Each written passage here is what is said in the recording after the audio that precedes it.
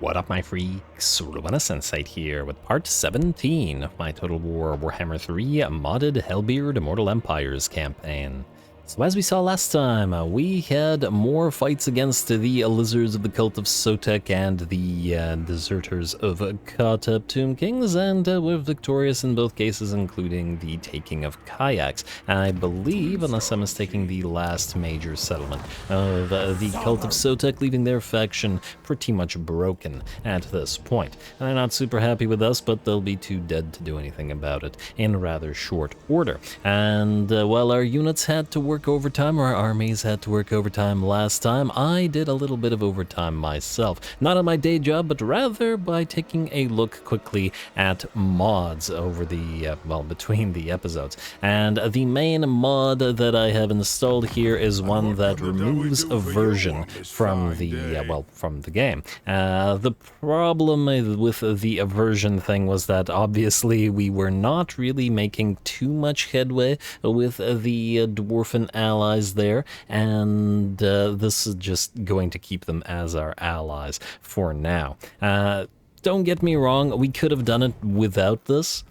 We absolutely could have, but the problem was it would have taken too long. The interest in this campaign would have been long gone in the 30 or so turns that it would have required to get these guys on our side through the -100 aversion. And it's a let's play, and frankly, nobody has the patience to wait for a super long campaign like that, except in rare cases like, you know, Thorgrims and stuff like that. The way that we would have done this without resorting to the anti-aversion mod would have been to go over the next 30 turns milling lords. As soon as money was no object to us, we would have been able to naturally remove aversion by simply milling the overseers every turn. Well, one overseer every turn. Eventually, we would have picked up 20 considered overseers. We didn't have great luck in this particular campaign, but if we were to mill a lord every single turn, we would have picked up 20 within the 30 turns or so. And at that point, the negative 100 aversion would have been completely counteracted by the positive tolerance, which we only have at 10. So yeah, that's the way I would have done it, and it is very much possible if you want to play to turn 100 plus and then keep going on after that. But like I said, with the engagement in this campaign rather poor, I'd rather get the units working for us now and enjoy them while we're still here. And those units we will get also, because the second mod that I installed will increase the amount of allegiance that we gain per turn from both of our allies. And don't get me wrong, we did reach our short victory / tall victory on the very same turn that we revived / allied the Spinous Sotek Dwarfs, and I've been very happy with the Cathians as our allies. So Cathians can be a natural ally, it seems, to the Chaos Dwarfs without too much trouble. Somebody in the comments said that the Jade Dragon couldn't resist allying with another pile of bureaucrats, and I really enjoyed that one. And yeah, their units have worked very nicely with our own, and there's still a few I would like to try there as well, which will be once again eased by the increase to our allegiance. Anyway, that was a lot of yammering, so let's see what we have to do this turn. Scaff Growlsh, you will have to move this way. Let's move you towards Kayaks or Kayash. Or actually out of Kai, yeah. Towards these guys' territories. They still have to be wiped out. And then Izdubar is stuck here for the turn. Now we do still have to do something with his army. Frankly, the giant, well, every single army, I will hope, eventually has a follower with a giant pile of laborers, but, you know, I gotta actually get to that point.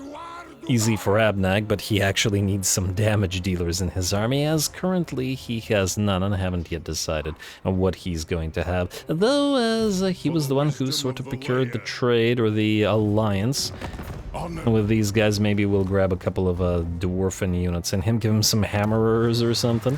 That's certainly something to think about. Although he in particular reduces enemy armor, so something that would be good at killing infantry but has a low armor piercing. Well, that's why we went with the Infernal Guard sword and board, or axe and board, and the Chaos Dwarf Warriors without great weapons, because he has a lot of anti-armor, and we can probably keep getting other anti-armor stuff in his army. But anyway, okay, that's enough talking. I mean, I pretty much never stop talking, but you know what I mean. Anyway, Ukani and Harok, you are not important. Who is important is RuinusInsight, who needs to be moving northward fast as he can go in order to help out against Mazdamundi. Though a version may have been removed, it doesn't mean that factions that hate us because of other things don't still hate us. We can see with Mazdamundi, sure, it's not minus 300, but he still doesn't like our treaties with our allies, which are at war with him. He doesn't like the wars. The strategic threat is there, and apparently he's angry about awakening the Spinosotek dwarfs. And frankly, pretty much every faction should also have natural aversion to Mazdamundi. Or not natural aversion, it's ruler's prejudice towards Mazdamundi, because, you know, Mazdamundi's a bit of a maniac, so yeah, anyway. It works, is what I'm getting at. Scaff, you can continue moving out that way, and the rest of you, I think, are fine for now.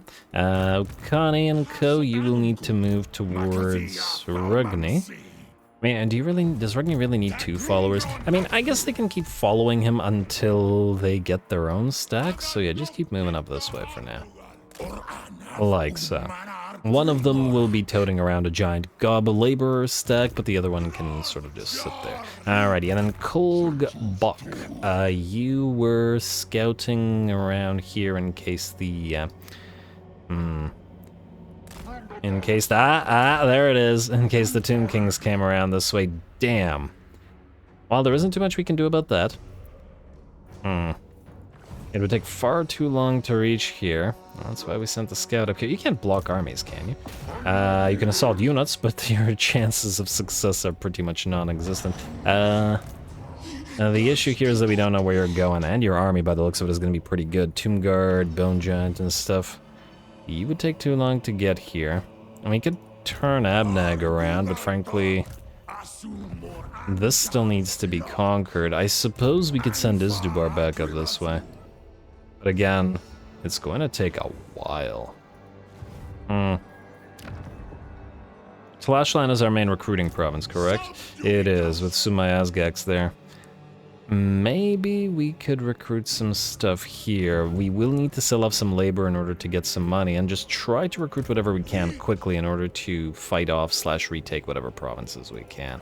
Alrighty.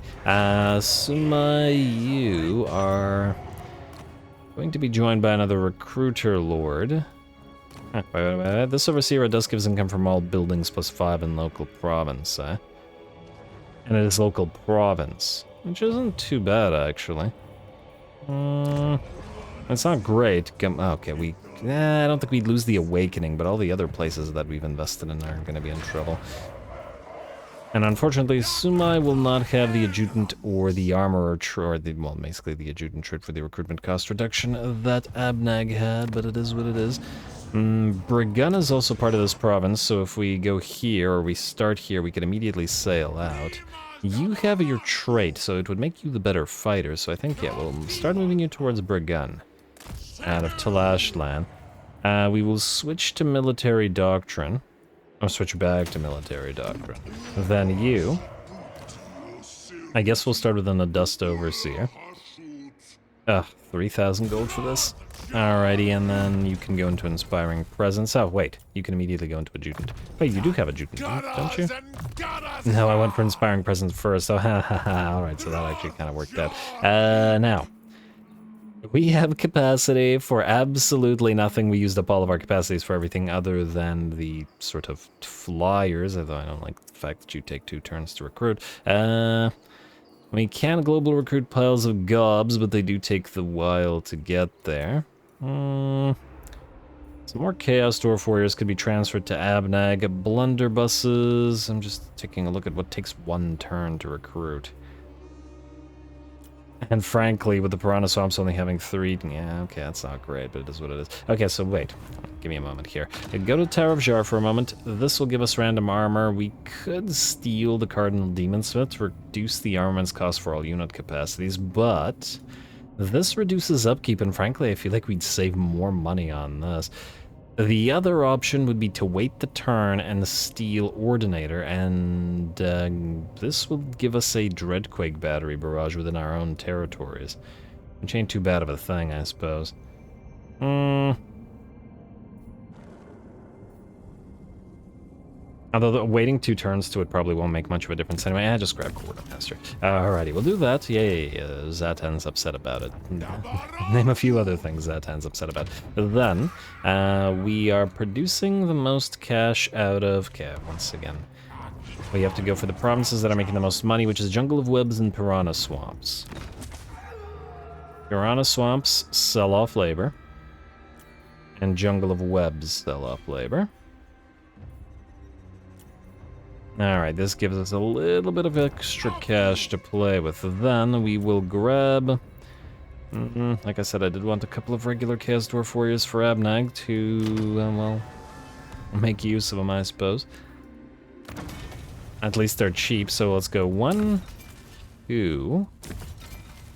we will want Infernal Irons Farm, but they're going to take too long to build. Now let's grab a Blunderbuss as well, as that's the only thing that we can recruit in 1 turn, plus the Flyers, well, some great Tauruses if we want them. We'll grab 2 Chaos Dwarf Warriors and 1 Blunderbuss, which already cripples our money, and we will immediately grab a giant pile of Goblin Laborer. Really, we can't even afford all of them. Alright, what's the next money-making province? Turtle Isles and Jungles of Green Mist. Okay, fair enough. Can we afford to sell the labor off there? We're just gonna have to. Turtle Isles, can't sell there anyway.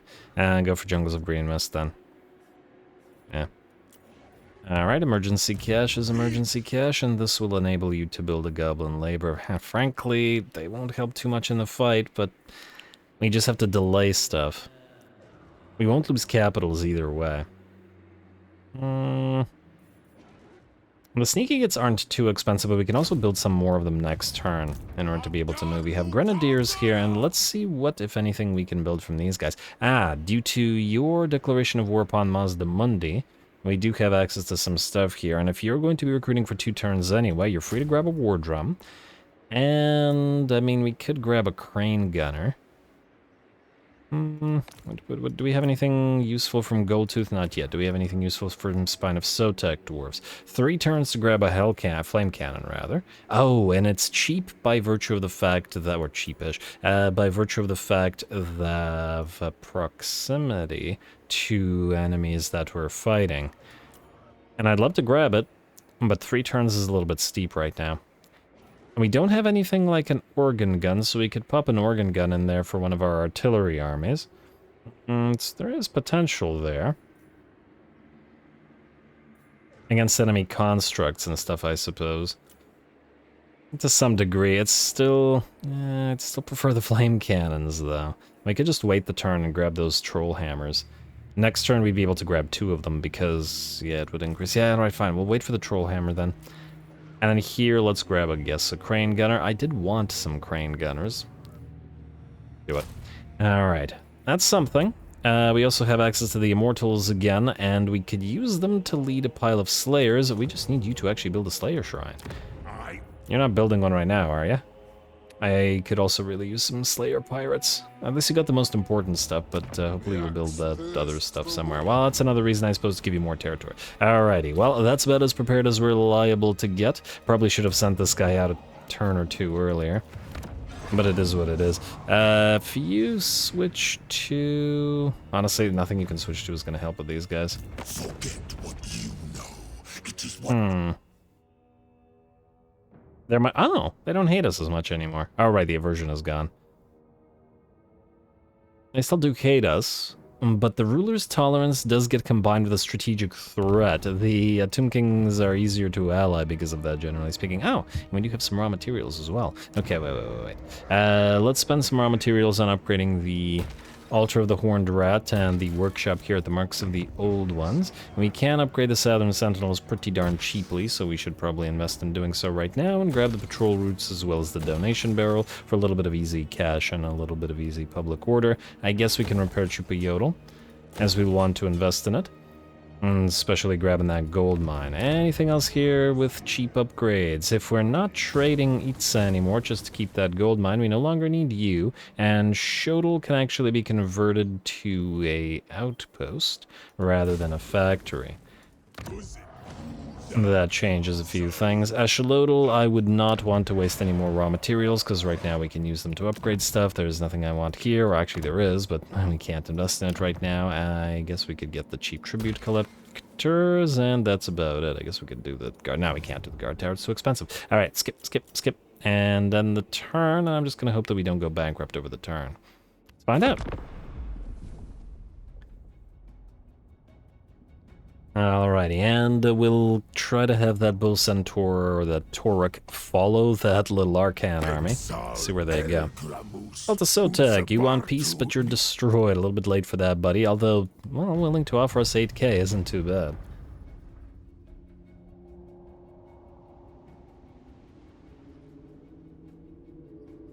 Can't complain about it. And huh? Teheneman's back in one turn? Is it one turn? He was not dead for very long, was he? How long ago did we fight him? He came back quickly, either way. Your rivals have claimed a tower at not a stolen a tower seat, though, so that's fine. And it looks like he's moving to Poxmarsh. Alright, he will land. Not much we can do about it. Funnily enough, well, no, I was about to say, we could have summoned a giant pile of garbage here at Poxmarsh and perhaps used it to stall them, dropping a few spells on their heads as we did, but it is what it is. You, sir, will trade the Grenadiers to this particular army. We will need another... Okay, we've got one more turn of recruitment. I'm going to say... Will 5 Dwarf Warriors be sufficient? I think they will. Let's grab a couple of blunderbusses, or maybe one blunderbuss and 2 great Tauruses. Probably not going to have too much use for them otherwise, so yeah. Let's do this. Hellforge. Plus, 300 for great Taurus? Really? They're really not good enough to warrant this cost. Kind of insane. Alrighty, well, either way, blunderbuss, yes, and great Taurus, I guess. I'm almost tempted to save it and just get another bloody blunderbuss. I'm like, we have been using these as mounts for our heroes for the entire time. Whatever, just get one. Whatever. It's not like we're hurting for armaments right now, so we'll do this 1 and 2, and then... No, I thought we'd have more room for more money, but okay, let's see if we can't get to a little bit more cash by doing things. Oh, also, Suma, you're the one that's going to lead this army. It's also going to take several turns, most likely, to get here, so that's an issue.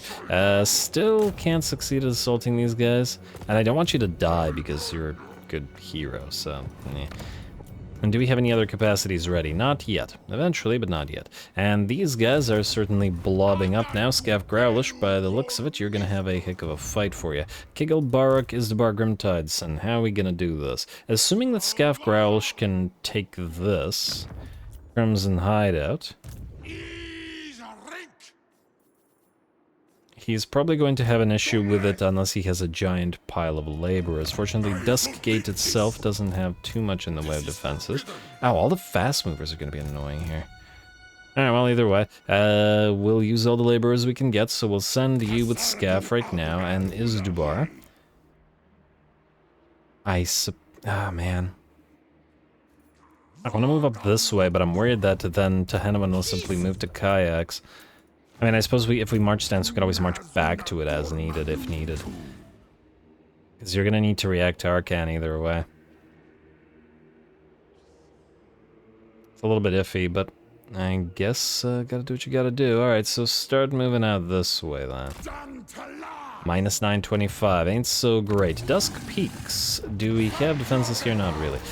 You are gonna hit Dusk Peaks. Actually, no, you are gonna hit Dusk Peaks. And encircle it, and then Abnagg will move in nearby. Like so. You guys, close victory, eh? How much damage will we take doing this? Teheneman will probably not attack us. I'm not entirely sure. These guys could potentially attack us if they choose this moment to declare war upon us. Does that mean we should just try to cut these guys down? Without damage dealers, we're actually liable to take a fair bit of damage. Oh, and we have no anti-air. That's actually a major problem with the Pterodon Riders. They could kill the Zhangu War Drum. I guess while Abnagg Hellbeard could chase him down because he has a mount right now, and so do you. Yeah, you know what? I fear that we've no choice but to fight that one. You, Dimzad, You are compulsive demonsmith sorcerer of death, meaning you are going this way. No, you are... No, stop. Damn it.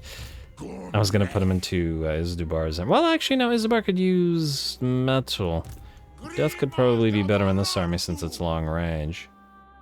That's probably what I was going for. Although Hashut combines better with fire,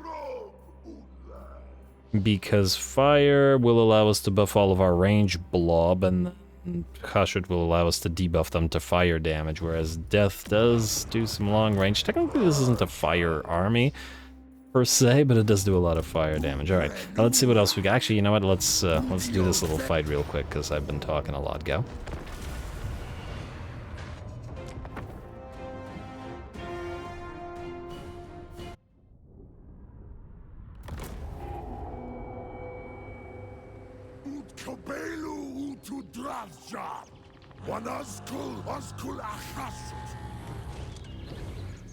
Alrighty, something Hashut indeed. We've got about a minute or so, minute and a half until the reinforcements arrive, so we'll start by dropping a spell on the enemy to annoy them, and perhaps this will preemptively annoy them enough to move towards us. And granted, the spell goes a little bit wide and only clips one unit by the looks of it, but, well, we got more where that came from. Plenty of magical power, and like I said, we do have to annoy the enemy rather than taking them up here on the hill. Although, funnily enough, being close to the edge of the map like this would actually give us an advantage in this particular case, as they would simply retreat after being damaged. But anyway, we will... Ooh, hello. As soon as we move on to the battlefield, and this is not the first time the AI has done this, the AI uses the jungle swarm on top of our blobs of goblin laborers, which does pretty severe damage to them if it hits them directly, and at that time it only clipped them. Our giant piles of goblin laborers will help act as meat shields for the infernal guard and the Chaos Dwarf Warriors, and then make up this army, all of course buffed up by the Bastion of the Great Cities, thanks to the Jiangnu War Drum. And once again, I think the War Drums and the Sky Lanterns are just such great units to have with the Chaos Dwarfs, really with a lot of factions. But the War Drum giving an additional 25 armor to the Goblin Laborers, plus, if we have the Goblin Laborers led by a Needful Lord, giving them an additional 10 armor, that's 35 armor on the garbage, and allows the garbage to hold a fair bit longer and be a lot less susceptible to, you know, trash clearing enemies. Anyway, we don't have much in the way of anti-air in this particular army, basically none at all, so we'll have to content ourselves with tearing the Pterodon Riders out of the sky by first popping a Plague of Rust upon them in order to slow them down by, I think it was 25% or whatever it was, and lowering their armor as well, not that that's super needed, and then slowly working our way through them. Unfortunately, like I've said before, I don't really like the Tauruses, neither as units or as mounts compared to Lamasu. Their hitboxes are a little bit weird. They have a difficult time attacking or doing things or even moving,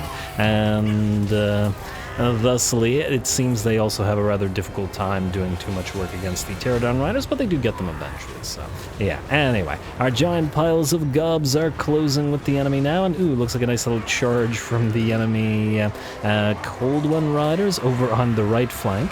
And funnily enough, while that charge does some damage, the Blazing Beards of Bajrak add to it by popping off a volley of naphtha bombs. In the meantime, it looks like it's time for the second jungle swarm to activate in the midst of our units. And unfortunately, I believe we have 3 units of goblin laborers here, unless I'm mistaken. And needless to say, that's going to hurt.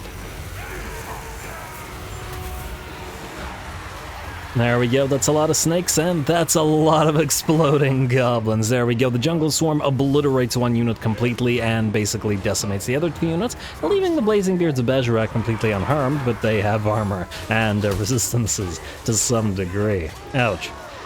Pretty obnoxious, I suppose, but that's what the Goblin Laborers are for, and it allows the Blazing Beards of Bajrak not to have to work their way through the piles of gobs in order to get at those lizard riders, those lizard-riding lizards. Alrighty, we'll drop a Searing Doom upon them, bringing the Cold One Riders down below half HP while the rest of the fight continues. First of the enemy units of Pterodon Riders have been torn from the skies, but have returned to throw a few more volleys our way, while the second unit is now being worked on by our other units. The Skinks and Kroxagors are now being mobbed by far greater numbers than they have, though we do have to watch out for yet another of those darn jungle swarms. At the very least, we know it wouldn't be too harmful to our mainline units. And even if our trash gets obliterated by it, well, that's them's the breaks, I suppose. The Kadai Fireborn have been summoned to help with the Karoxagors, and the Bull Centaur Torque is working away at them, and I don't know if Abnagg, yeah, he's still busy. Still busy with those Pterodon Riders, but again, on the Tauruses, it's difficult to do anything to them. Frankly, it's just easier to tear them out of the sky with range units, so we'll probably need at least a couple sources of anti-air in this particular army. Anyway. And while we may need more anti-air against other foes, it won't be this particular army because they are pretty much done for while the Kroxagors are still fighting. Our Blazing Beards Bajrak and as well as our Infernal Ironsworn are engaging with those blow dart toting chameleon skinks, chucking bombs their way, and we'll drop a Flame and Shadows on them as well. Though admittedly between the massive missile resistance and, well, actually not that massive. I selected the skink skirmishers there, but the chameleon skinks? I swear I saw some chameleon skinks earlier. Maybe I didn't. Oh, they're there. Oh, they were the ones that were taking hits from the Blazing Beards of Bajrak, not the Infernal Ironsworn. Anyway, what I was going to say is their resistances will probably mean that between that and their loose formations, the naphtha bombs aren't too big of a threat to them. However, the bull hits them in the back in order to try to get the Blazing Beards of Bajrak to close, but the AI pulls the exact same thing with the Cold One Riders smashing into their rear lines as well. Good for the AI there. Not that that's going to save them. The bounce power has shifted to about 95% in our favor. I kind of don't know where to look because we're kind of dispersed all over the battlefield in this particular fight. But it was a good little fight, and I do mean was, as with that, the last enemy units shatter, and the battle is ours. Huh, I wonder why this unit's, the sort of, the spear icon is still red and isn't grayed out like the others. They're also shattered. Is it because they still have the disoriented contact effect on them? I don't know. Weird. Does that actually mean anything? Does anybody know? Because every single other one was grayed out, or maybe it's just a bit of a bug. Anyway, nice little fight.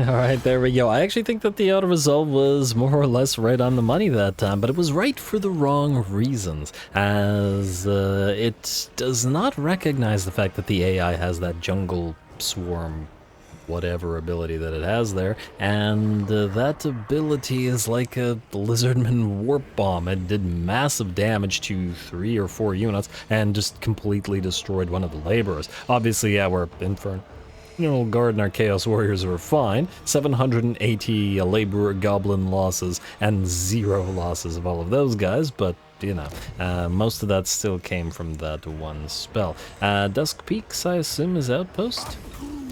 Yes, it is Outpost, and Doomgaka's Asgax. Yeah, I can keep that Pigeon Plucker pendant for now. Actually, does this offer any kind of anti-speed thing? Because that would be quite nice for us. No. What about...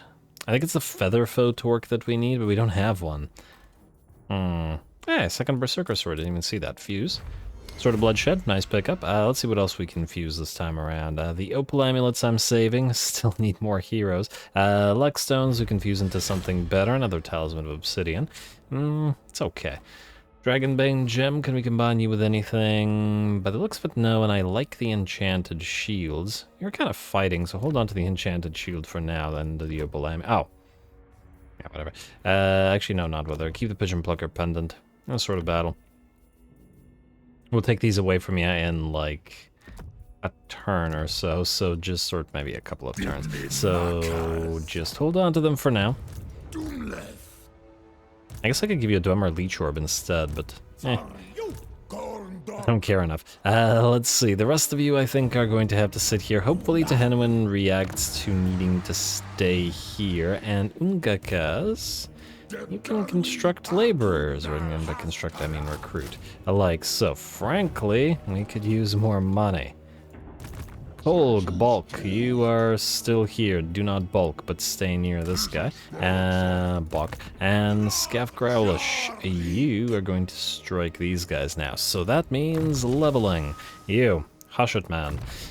Ash Storm is the best thing about your whole thing, so you are definitely going to max that out. Grab Killing Fire as well. I get another point in Ash Storm. Burning Wrath, Evasion. I guess if we really wanted, we could have put one more point into Flames of Asgore, which is nice, but I'd really rather spam these two.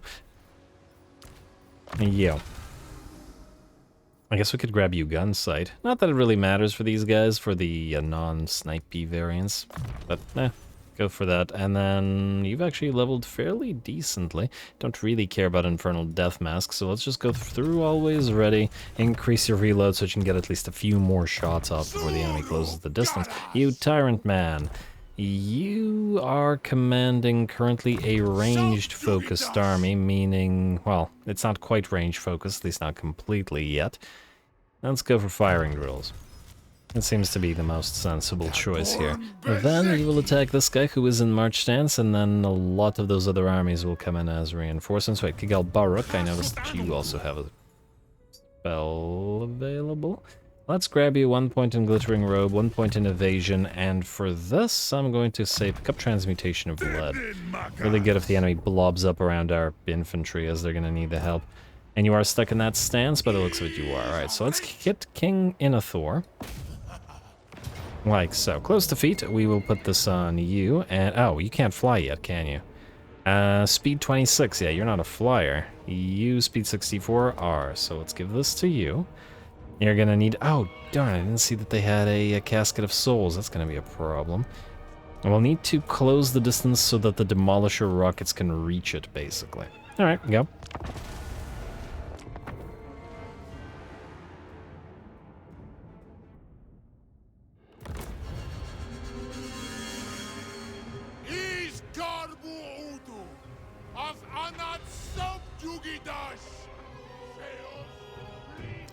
Alrighty, here we go. We are outnumbered 3-1 with an as yet incomplete ranged army and no giant pile of laborers as a follower army. So this is definitely going to be an iffy one, but win or lose, I imagine it's going to be a great fight. We'll start the battle off with our Vanguard deployed Infernal Castellan, chucking his Amber Spear at the Hyro Titan, which hits him in the knee and does about 5% or so damage to him, while the Hyro Titan himself hits the Castellan back with a Shem's Burning Gaze. However, that's not what's gonna do the damage here. The Demolisher rockets are particularly good for this sort of thing. One volley from both of the units taking nearly half of the Hyro Titan's HP, and we got more volleys where that came from. Sorry, Hyro Titan, and I suppose sorry to the not-so-fire-resistant Tomb Guard, as they will be under fire from our magma cannons at the same time.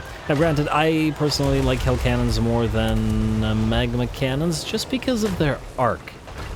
It's really quite nice to have it, especially in siege battles, whereas the magma cannons are effectively useless in sieges, so but they're really good field guns, so anyway, the Hyro Titan down to 20% of his HP, and actually gets clipped by the magma cannons before being brought down by those Demolisher rockets. Beautiful. I'd say it's disheartening, but the AI is still waiting for all of those reinforcements to arrive, and they've got plenty more units to call upon, including with the central sort of army, some fair few more constructs. Actually, they got a fair few more constructs everywhere.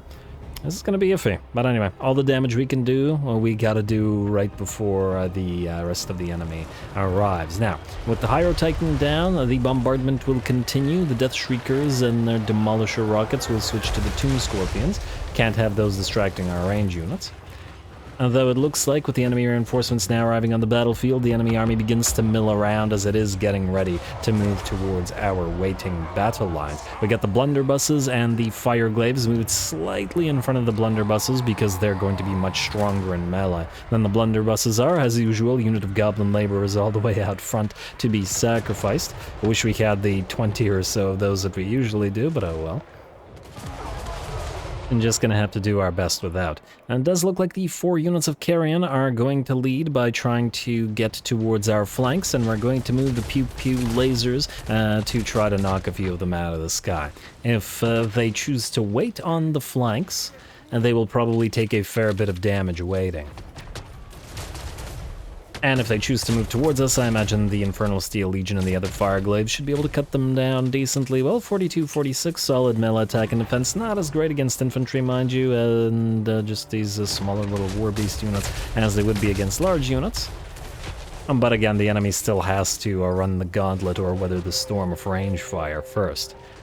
Alright, looks like the first of the enemy Tomb Scorpions is done, and with it, the Lord is the target and the Demolisher rockets take him out, while the second Tomb Scorpion is nearly out of the picture as well. The Tomb Guard are under fire, but it looks like the fast movers have now begun to move, chariots starting to close the distance. Luckily for us, the Tomb King chariots are rather fragile, in fact, rather, is maybe an understatement, extremely fragile. So they will fall rather quickly, but what the enemy lacks in tankiness, it makes up for in sheer numbers. I see 1, 2, 3, 4, 5, 6, I think. There's a lot more chariots moving our way. And of course the flyers still getting around our flanks. And that's not even counting all of the Nehekara horsemen, and I saw some Necropolis knights and possibly some Spokal stalkers as well. And we're just going to have to deal with them. Unfortunately, speaking of the Nehekara horsemen, the first of them have closed the distance, this time with our blunderbusses, which is not what we want, so the first mate's firing squad is going to need to be bailed out in short order. And ooh, the AI really doesn't like this unit, as they get charged from the front by horsemen and chariots, and then promptly hit in the back by the Carrion as well. But I guess it was our first blunderbuss unit, so perhaps the AI wants to take out a storied unit. Here comes some more chariots, closing in with the Granite Guard in their absolutely fantastic armor. Once again, love the whole color scheme on these guys.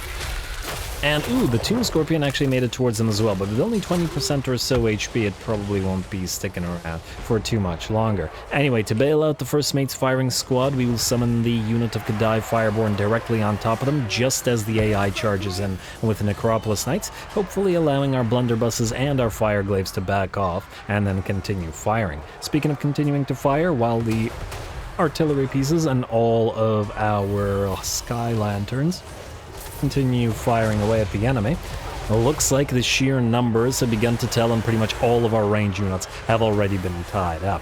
Demolisher rockets continue bringing down enemy constructs as the Kemrian War Sphinx meets the same fate as the Hyro Titan did. We're going to pop that Ash Storm, not just for the lovely cinematic effect that it offers, but to reduce enemy resistances to fire as we bring down the Flame and Shadow upon the enemy ranks. And continuing dishing out damage with our Kadai Fireborn as well.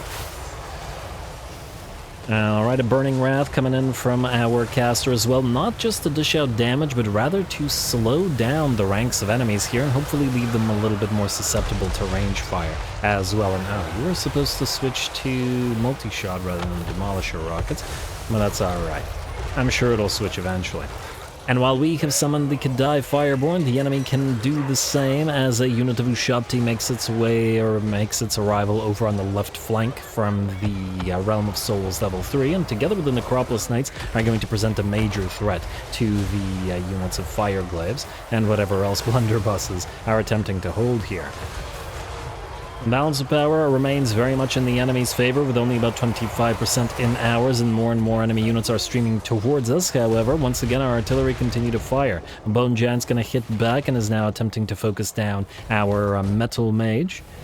But those Demolisher rockets make reasonably quick work of it, and if we can keep them firing and not tied up... Ooh, that's a hit from that Bone Giant.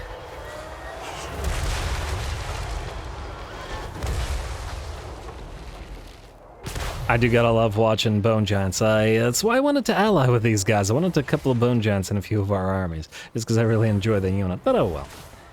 And not the biggest of deals, mind you. Alright, and with the Bone Giant will only take one more volley by the looks of it.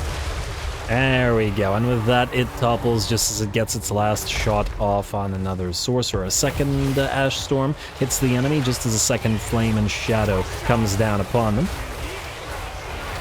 And dishing out decent damage to the enemy infantry, though I wager that the Tomb Guard are a little bit too heavily armored. Well, they're actually more mediumly armored, but they've survived it for now is what I'm getting at. Ooh, Spolkostalker is going to target our War Drum, which is pretty critical to the defense here with all that aura that it provides. And we are still holding, if just barely. There are, of course, many more enemies making their way onto the battlefield, and by the looks of it, we've got 2 artillery pieces, 2 Screaming Skull catapults, and that Casket of Souls has now arrived, which ain't so great. If it had arrived earlier, we would have been able to push the rest of our army forward and get the units of Demolishers into range to fire upon it. Unfortunately for us, the Casket of Souls has significantly more range than our own artillery do at 500. Versus the 400 of our Death Shriekers, and by the looks of it, we just don't have enough space to try to move forward. But try we nonetheless shall. This unit is tied up by chariots because it is trying to move forward where there's a little bit of a gap in the line to try to close the distance just enough to fire upon those enemy units. We'll see if it works out. And while artillery have still been firing away at range this entire battle, our range units have been basically forced into melee, about 20% into the battle. And they have no choice but to continue fighting in that manner. I did say I wanted 2 Infernal Castellans in this army as well to help anchor the line and provide those flash bombs, so hopefully we can get those up and running soon. Well, the second one in here. And the Necropolis Knights are unfortunately still kicking, and with decent amounts of HP and stuff remaining, though the Casket of Souls will probably do more damage to their skeletons than they do to our own heavily armored units. Armor piercing aside. And there is another Tomb Scorpion milling around. It does lose about half HP to a volley from those Death Shriekers.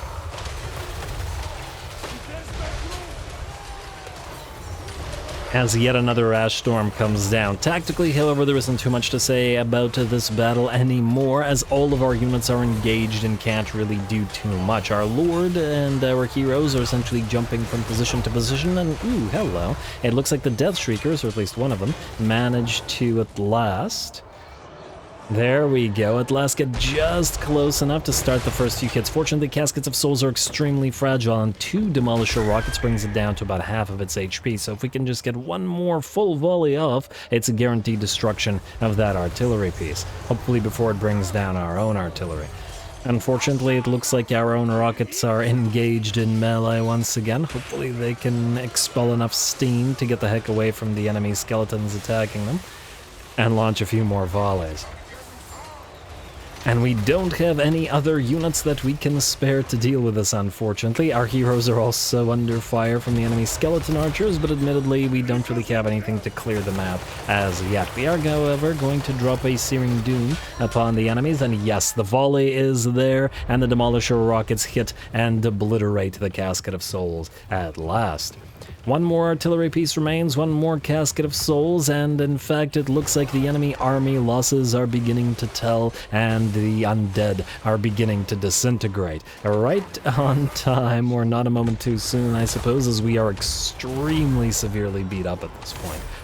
Several of our units are routing, all of our range units, our War Drum, everybody's down to like 20% HP with a couple of exceptions. Obviously, the Fireglave's in better shape than the Blunderbusses are, because the Fireglaves can, once again, still fight decently well in melee.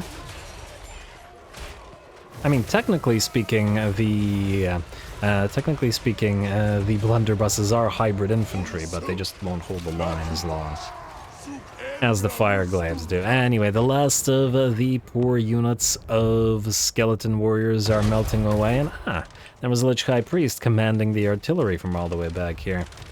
Would have targeted him with those Death Shriekers if we had Death Shriekers to spare. Actually, now that I think about it, what I perhaps should have done in retrospect is just moved the Sky Lanterns forward towards the Casket of Souls. Due to its fragility, the Sky Lanterns might have been able to bring it down. Well, Sky Lantern, because one of them is severely damaged. Admittedly, they were also getting focused down by those skeleton archers, so I'm not entirely sure how far they could have moved forward, but it was certainly something we could have tried. Anyway, our artillery destroys the last of the Screaming Skull catapult, And one last charge from that Lich Kai priest before he is destroyed. Fireglave's gonna fire away at him,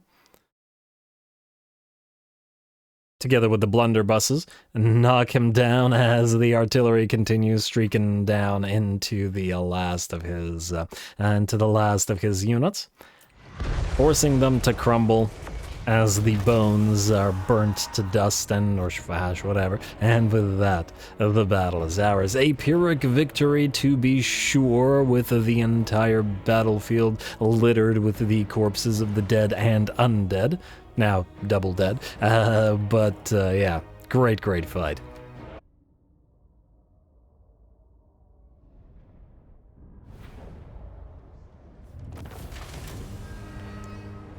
Ooh, there we go. A Pyrrhic victory, but good lord, what a magnificent fight. The Fireglaves did absolutely fantastic. Yes, they took a lot of damage, and yes, they only spent about half their time fighting in range, but that's kind of their whole thing here, as they were always meant to be the sort of melee line for this particular army. Comparatively, the blunderbusses didn't do nearly as well, because once they were forced to fight in melee, they were no longer quite as good at it. The artillery, though, the Death Shrieker rockets, which are such a perfect counter to the Tomb Kings, the Demolisher rockets obliterating their constructs, and the multi-shot hits, taking out their droves of infantry. Looking at the damage dealt, it's about equal with the magma cannons, but here we can see it's about 50k damage on every single artillery piece. But this Demolisher rocket, for example, or Death Shrieker, got 8,000 damage dealt as gold value compared to the 3,000 of the Magma Cannon, despite the equal damage dealt. And because, well, Hierotitan, Tomb Scorpions, War Sphinx, there's some good stuff in there and that we were able to bring down. Glorious fight, and very close as well. I'd love to take the money, but we can't say no to 1,000 labor, especially since we can sell it off, so yeah, gonna take that labor. Alrighty, and a Dawnstone, terrible, Great Taurus, and only one item? Rude. Alrighty, well, one item or no, we will... Oh, let me guess. It's not going to let us auto-resolve what remains here. Oh, there's nothing at the Dusk Gate. But because there's nothing, I'm willing to bet that we can't force a fight, which is not great. Well, let's see if we can get this guy to run away, see what he does. King, Hekana, wait, let's level just before we do, just in case. I'm pretty sure he'll run, but let's find out. Ooh, wait. Reforge, Vanguard Deployment, and Strider, or Infernal Engineer. Oh, that's a question. These are all really good options. Well, you know what? I'm going to say All-Terrain Vehicle and Infernal Engineer. Strider isn't too important for these guys, but it's a little bit more important than the Restore or Heal or whatever. Speaking of restock, we got re-upping ammunition now, and Overseer, you can keep going through those firing drills. Oh, you only leveled up once? Come on, man. Come on. Yeah, we could use a fire lore spell in this mage, rather. Anyway, try to go after King Hekanorus. I assume you can't go any further, so yeah. See if he stays. No, he's gonna run. Oh, really? You're gonna run this way? Oh, that's so irritating. The reason that it's irritating is that he can reach Kigel Barok now. And we can't do anything about it, can we? Occupy this place says it doesn't matter because we're going to be trading into the Spinosotek Dwarfs, since it's kind of close to their territory, though I'm sure they don't really want the desert, but well, it's happening now. Let's go for factory, I guess. And, okay, actually, no, you can't. You can go out to sea, but you're not able to go after Kigel because you are stuck due to the zone of control. Beautiful. Alrighty, well, we'll keep that as it is then. And Kigel, you can just sit here. And we'll take the Copper Landing, and that won't wipe these guys out, but the Crimson Hideout will be next. I'm sure they'll have like 3 armies waiting for us by that point, but it's all good. Or this is goodish. It's as goodish as it's gonna get. You can't recruit, unfortunately, but you can grab a couple more Goblin Laborers. Like so, just fill out the ranks of laborers, and frankly, I was going to say grab at least a couple of sneaky gets right here. If we sell off a little bit, we can actually get several more sneaky gets and actually... Wait, yeah, you know what? You, take as many laborers. You can use global recruitment to grab a few more sneaky gets after we sell off a little bit more. Alright, well, we have no choice, so I guess we're just selling off everywhere. So let's sell off a good chunk of labor, shall we? Sell, sell, sell, sell, sell, sell. It's needed. Unfortunate, but needed. Oh, right, and the new convoy. Oh, did I forget to do it? No, that was this turn. Good, good, good, good. Mr. Covert. You have leveled up once only so far, but let's get you better scales, and let's send you on your way. Admaster. Greaseless's armaments for labor, which as we've seen is a pretty solid pick, plus it's a quick completion. Slaneshi giggle. So we'll do that, 500 armaments for 500 labor. Huh. Or we could go to Blackcrag for 6 turns, twice as long, but we can get 5.5k. This would be sell-offable for... Now, this would be sell-offable for better than Blackcrag. Again, it seems like the shortest convoy routes are the best. A little bit odd, I find it. You basically get no multiplier for the length of travel, because we could sell off the 550 for 1.5k a piece. For every 200, rather. Right. And this will give us about 4,000 gold, but at 3 turns, whereas this is twice as long. Alright, dispatch, just do it. Alright, and then you guys keep going. Plus, you'll return to us sooner, and that's a good thing. Alrighty. Yeah, one more turn of recruit. Oh, I forgot to. Yeah, go for sneaky gets. Spam sneaky gets. We'll need some of a melee line. I was about to say, well, we could use some of the Hobgob archers here, but let's go for sneaky gets. We don't need artillery, or at least we don't need Hobgob bolt throwers here, and we have no further capacity for building anything else. So you're just going to have to go with this, and you're going to have to book it towards Ptolothor, as he will immediately take Poxmarsh.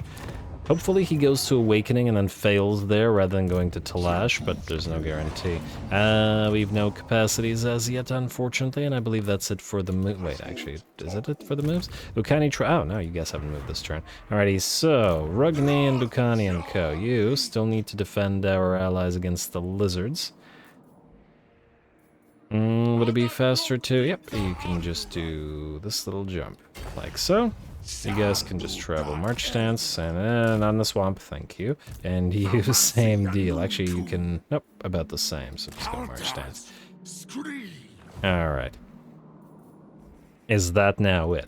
Abnagg Hellbeard, you're fine as you are. We'll see if Tehenaman attempts to attack you. Actually, just in case he does, let's level you. You are definitely using Black Shard Bulwark since you're having a bunch of the basic Chaos Dwarf Warrior stuff. And I haven't yet decided what kind of damage dealers you'll have. Flow of Battle, Hero, Moonmaker. I guess we could go through this to go to Foe Seeker. Let's get Blade Master into Foe Seeker. Allied Recruitment. Take a quick look at what we have out of the Spinous Sotag Dwarfs. For anti-large, we could pop in a couple of Trollhammer Torps in here if we really wanted to. Ooh. Goblin Hewers. Maybe that's another form of anti-large. If we get a couple of artillery pieces, we could get enemies drawing closer to us. I was kind of hoping to make a Slayer army, though, with Infernal Iron Sworn supported by Goblin Hewers and Slayers, because, you know, it's the Slayers of both factions, which would be really nice. I could also just go classic Quarrelers in here. They're cheap and they're reasonably effective, but... they're not too different from what we've been using ourselves. Oh, this is going to take 2 turns, though, to recruit. You know what? Let's grab a couple of Goblin Heroes. Oh, we can only grab the one? Why? Because we don't have room. That's a shame. That's a crying shame. Alright, you and you. Together at last. Alright, let's grab just a couple Goblin Heroes. Goblin Heroes? Goblin Hero? Oh, right. Spinous Sotag Dwarves, my bad. Goblin Hewers. Just because it'll allow us to move a little bit sooner. We can always transfer them to any Slayer army. As needed, once again. Alrighty, that looks good to me. Next up, what do we have? building-wise and conclave influence-wise. Well, with the conclave influence, like I said last time, it's probably better to take one of these, specifically the Dreadquake batteries. It will help us out, and once again, that's army upkeep. So that would mean saving conclave influence for now. Is there anywhere where we want to spend our raw materials? We can't really spend the money. And raw materials, we can't really upgrade stuff because it'll lose raw materials right now, which we need. And I guess we could upgrade the treasure troves since they're reasonably cheap. There's also tower roads and donation barrels pretty much everywhere. You know, let's briefly go through the list. What do we have here? Donation barrel? Donation barrel? 790. A little bit crazy. This one's 345. You're only tier 2. Let's upgrade you to tier 3, though you are expensive because that'll enable us to get a hero capacity. Oh, Itza. Oh, I forgot about Itza. We'll upgrade it next turn. And we won't rush anything right now. Oh, mine shafts. Okay, you actually do have to be prioritized. Mine shaft, and overseer's camp. And I'm gonna hope that we don't go bankrupt. Which is this? 518. A little bit of money. All right, diplomacy check real quick. Any trade agreements? Still no? Still no. At least not with anybody we want to trade with. The Disciples of the Maw are nearly destroyed. That's unfortunate, and I'm growing more and more concerned about Goldtooth getting obliterated by Tamarkan, which seems to be likely. We just need to get their units before they do, but it looks like there is no money we can gain from any diplomacy right now. Chaos factions still love us. Skip, and I guess running the turn and seeing what happens. Alright, Tolathor, hopefully you're the only army out here for now, because we don't have additional armies as yet to punish the Tomb Kings. I do think, though, that we will build a purpose-built one in order to do so, and frankly, we'll probably need to send several armies over there. Obviously, this is going to be a decisive defeat. If they had something like an artillery piece, I would have manually played it just to use the Blood and Fireborn and summoned it on top of them, but I don't think there's anything here that the Blood and Fireborn would be able to kill quickly enough, as, yeah, the Ushepti with Great Bow are fragile, but the mass will preclude the Blood and Fireborn killing them easily, so we'll do this. And you will occupy it. Okay.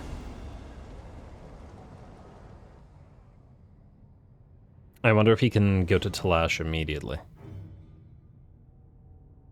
It's unfortunate, considering we invested in the place, but on the bright side, this was the place with the pottery, so it made stuff cheaper. No peace.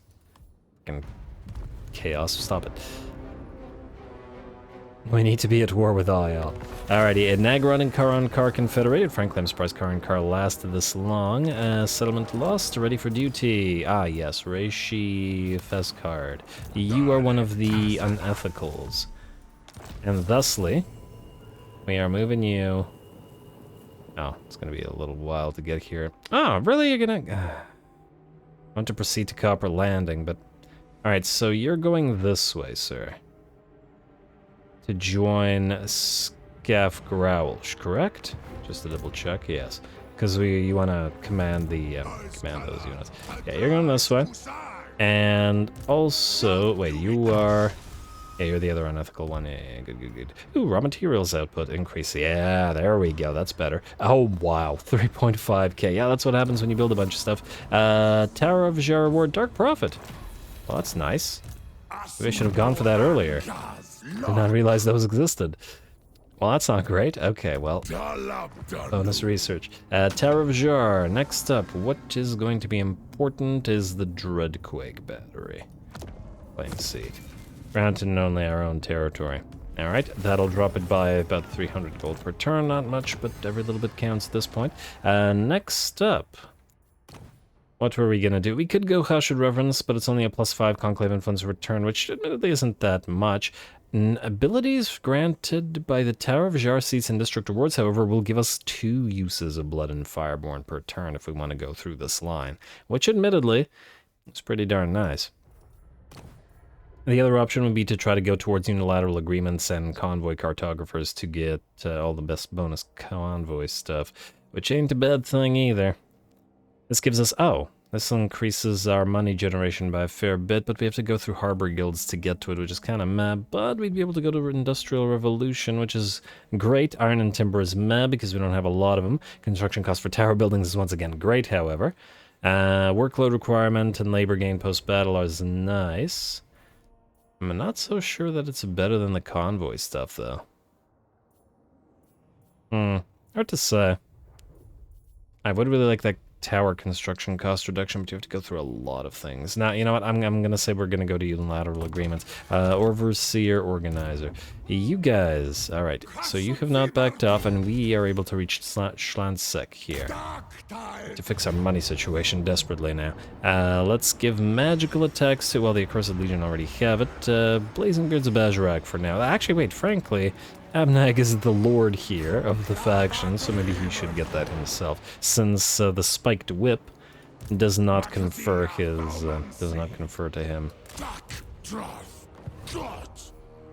magical attacks. Scaff Growl, yep, see, is what I was talking about. Infinite armies coming in from these guys, and For the wisdom of the layer, I forbid this. these guys could land here, but they probably can't take Dusk Gate immediately, which would allow Scaff Growlish to hit Copper. Why are you suffering attrition? Oh, you're not. It's just a looming bankruptcy. All right, just like real life. Copper Landing. We'll head here. We'll take the settlement. I will do that between the episodes because you're being ridiculous, game. I get that it's just goblin laborers, but come on now. And you can reinforce. Can you reinforce? Actually, you know what? Go into the Dusk Gate. Like so. And we'll use you to build more goblin laborers, and we'll try to fix our money situation. Try. Desperately to fix our money situation. All y'all are going... Can we travel about the same distance? Yeah, a little bit further. Going to Wellsprings of Eternity, that should save us about 300 gold per turn. You guys can travel this way and this way. Closing in on the lizards now. You guy, transfer all of this to you. Yes. And then full speed stats? A little risky. This guy could attack us while we're in full speed stance, but we gotta get here quickly. I'm gonna risk it, and if we die, then we die. Alright, and then you... oh. One extra laborer. Damn, I forgot about this guy. Alright, fine. Stop here, go here, and pop on into the army. Like so. Get a little bit closer. I don't see any other armies. But this is the one to deal with. You will also grab adjutant. I mean... Yeah. Yeah. And you will grab Survivalist into Hard to Hit. No other real choice. Alright, and I might, if I don't forget, give you items between the turns. We will also want to check overseas. Oh, of course. Now that we removed diversion, we get the considered guy. Of course we do. Screw you, game. Orange Jesus hates me. Anyway, you're gonna do this between the episodes, if again I remember. You will do this right now. Field battle. It is a field battle. Oh, they still have that freaking junk. Oh, it's 3 uses of that thing. Good lord. There's so much damn damage. Damn damage. Go.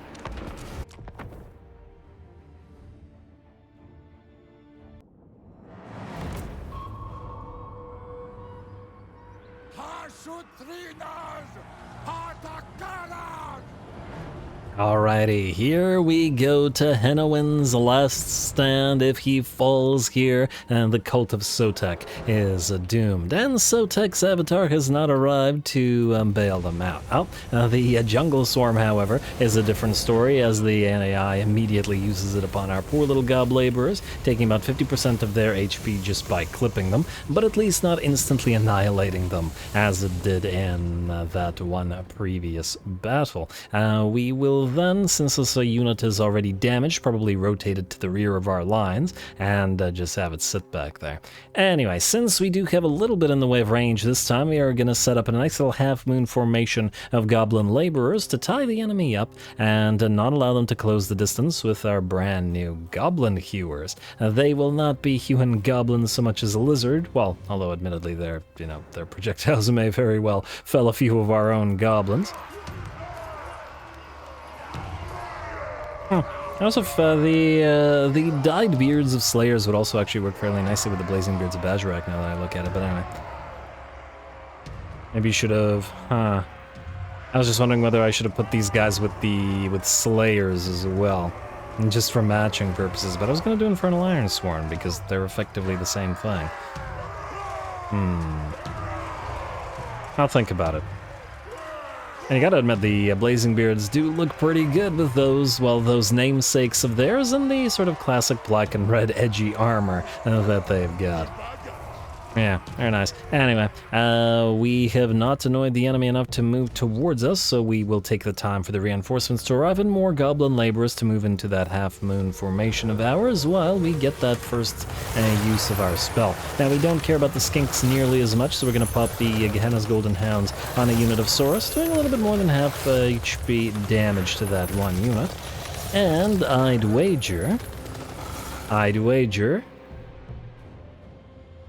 I would lose that wager. I was going to say, and I'd wager doing enough damage to... Oh, no, actually, I would win that wager. Doing enough damage to the AI and their army to move towards us. Now, the enemy does have 4 units of Pterodon Riders this time around, so our Goblin Hewers, you're the only thing we have for anti-air. This isn't really the kind of unit you're going to be very good against, but, well, we have no other recourse. And the Fireleech Bolas in particular are going to be devastating to the gobs. Admittedly, our contemptuous units probably don't care that much about them, but anyway. Goblin Hewers will let loose their first volley, many an axe missing, but taking about 30% of their HP off one of the units.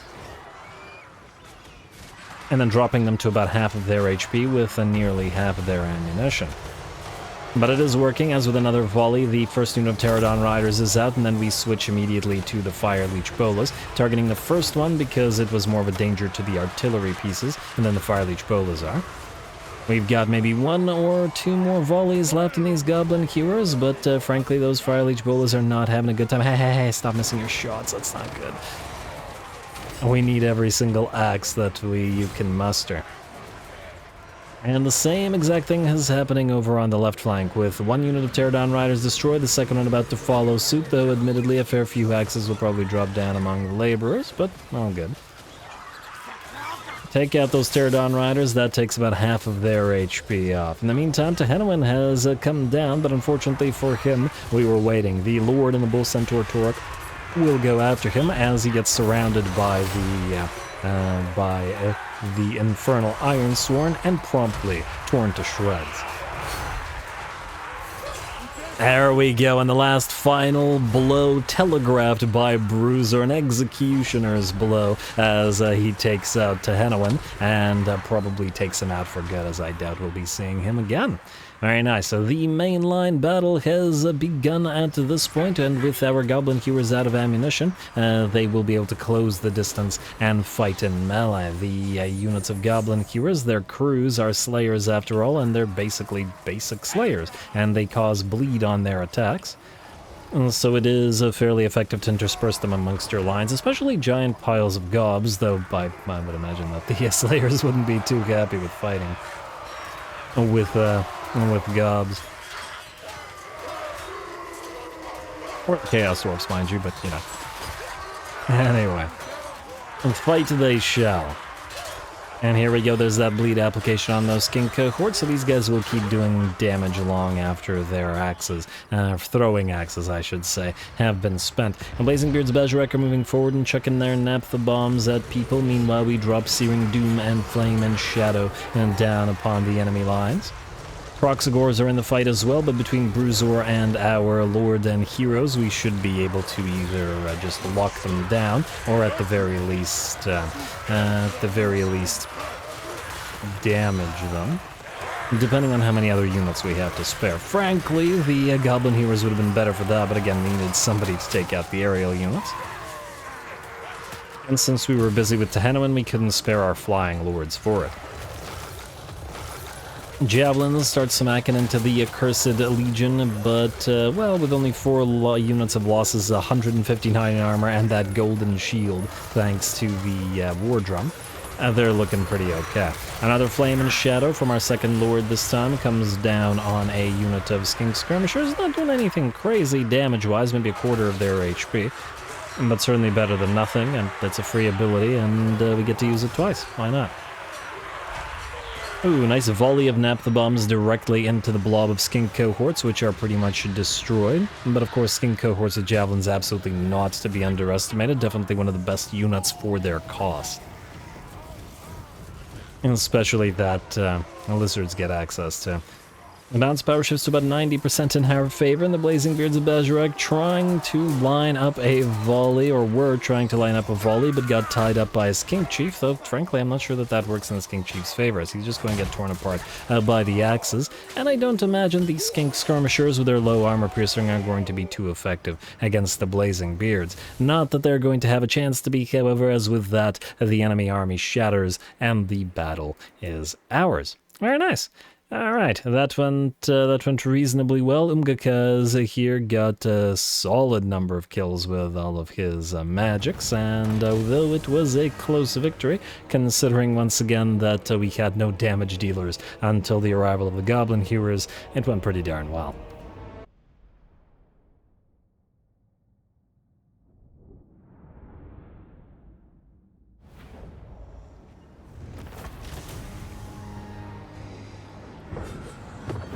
Alrighty, there we go, and the debut battle of the Goblin Hewers.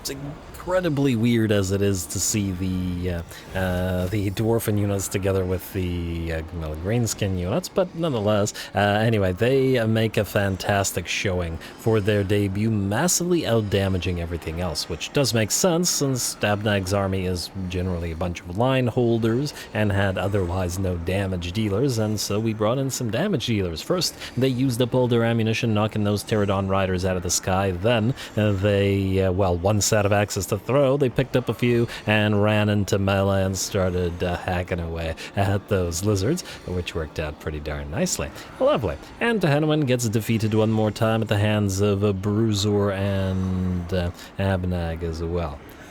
Yes. We will occupy... Oh, damn, I forgot again. Outpost? Yes. Assuming that we don't just trade this. Which I will think about. I mean, I guess if we give them the Copper Desert, they'll have one little blob, and here we could keep the sort of the just the tip, basically. Anyway, yes. Alrighty, Prophet of Doom. Oh, you did not have it. Actually, the casualties captured post-battle is nice. Banners of Swiftness are always very nice. And the Night Forest Road is ours, and the Cult of Sotek at last destroyed. I'd also like to say that, wait, Masterful Architects, yes. Shrine-Sec, get rid of this, and immediately... Oh, I was about to say immediately build up the strip mine, but, yeah, maybe not. We might have to sell off a bit more labor.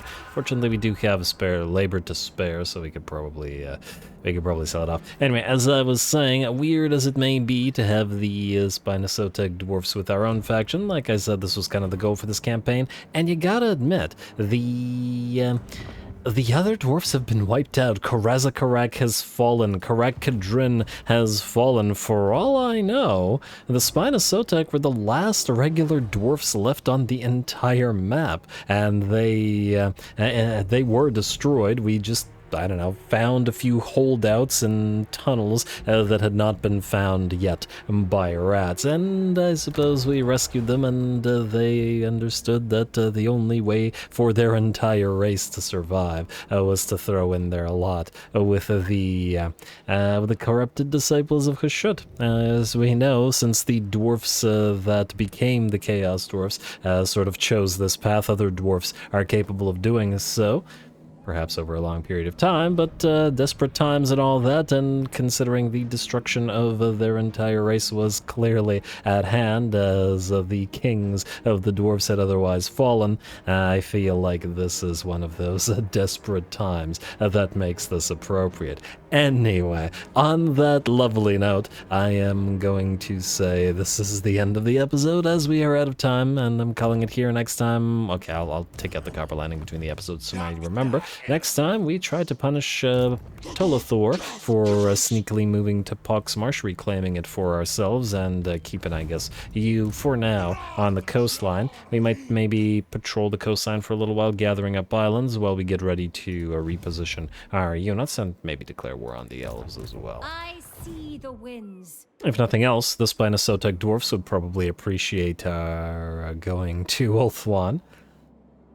Although, of course, the followers of Nagash are going to be the sort of the first targets. But anyway, I'm getting ahead of myself. More to come. Stay tuned. Don't forget to leave those likes and comments below, as they will determine how long this campaign continues to run for and how many of those combined OG dwarfs and Chaos dwarfs armies we shall see. All glory to the algorithm. And thanks for watching.